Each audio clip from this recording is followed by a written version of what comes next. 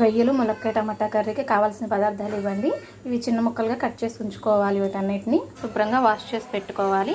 తర్వాత వచ్చేసి కొద్దిగా పసుపు, 1 స్పూన్ ఉప్పు, 1/2 టీ స్పూన్ అల్లం వెల్లుల్లి పేస్ట్. ఇప్పుడు బాగా కలుపుకోవాలి. ఇలా కలుపుకొని వేరే బౌల్లోకి తీసుకోవాలి. స్టవ్ ఆన్ చేసి వేరే బౌల్లో తీసేసుకొని ఉడకపెట్టేసేసుకుందాం. రొయ్యల్ని నీళ్ళు ఎగిరిపోయేదాకా వీటిని ఉడకపెట్టుకోవాలండి. ములక్కాయ రొయ్యలకండి ముందుగా రొయ్యల్ని వేపేసుకోవాలి. ఉడకపెట్టుకున్న తర్వాత తగినంత ఆయిల్ వేసి రొయ్యల్ని వేపుకోవాలి. రొయ్య ముక్కలు వేయాక ఉల్లిపాయ పచ్చిమిరపకాయలు వేసేసుకొని సాఫ్ట్గా అయ్యేదాకా వేయించుకోవాలండి. ఆల్రెడీ రొయ్యలు ఉడికేటప్పుడు ఉప్పు వేసుకున్నాం కాబట్టి ఇప్పుడు ఉప్పు చూసేసుకోవాలి. కొద్దిగా పసుపు, కొద్దిగా మగ్గాక ములక్కాయ ముక్కలు కూడా వేసేసుకోవాలి. ఉల్లిపాయ ఇలా మగ్గాక ఇలా సాఫ్ట్గా మగ్గిన తర్వాత చిన్నగా కట్ చేసి పెట్టుకున్న టమాటా ముక్కలను వేసేసుకోవాలి. వేసేసుకొని బాగా కలుపుకోవాలి.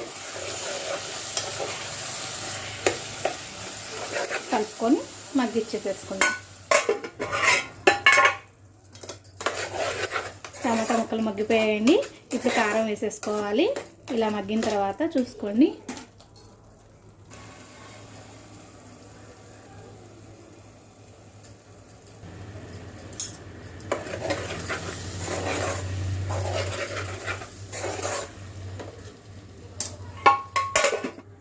కారం వేసిన 5 మినిట్స్ తర్వాత వాటర్ పోసేసుకోవాలండి. 6 గ్లాసు వాటర్ పోసుకోకపోయినా పర్వాలేదు. కొంతమంది వాటర్ పోసుకుంటారు, కొంతమంది వాటర్ పోసుకోకుండా అలాగే తినేస్తారు స్టవ్ ఆఫ్ చేసేసుకొని.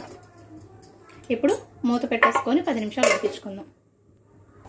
2 మినిట్స్ తర్వాత ఇలా మరుగుతూ ఉంటుంది. అప్పుడు కరివేపాకు వేసేసుకోండి. సమ్మర్ కాబట్టి నేను మసాలా ఏం వేయట్లేదండి.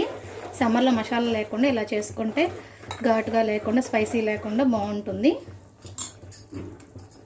2 మినిట్స్ తర్వాత ఇలా ఆయిల్ పైకి తేలుతుందండి.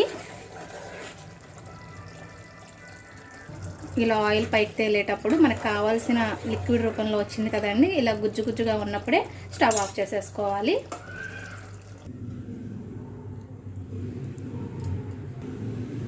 ఇలా వేడి కర్రీ ఇలా రొయ్యలు తక్కువ ఉన్నప్పుడు అందరికీ సరిపోయేలాగా ఇలా చేసుకోవచ్చండి.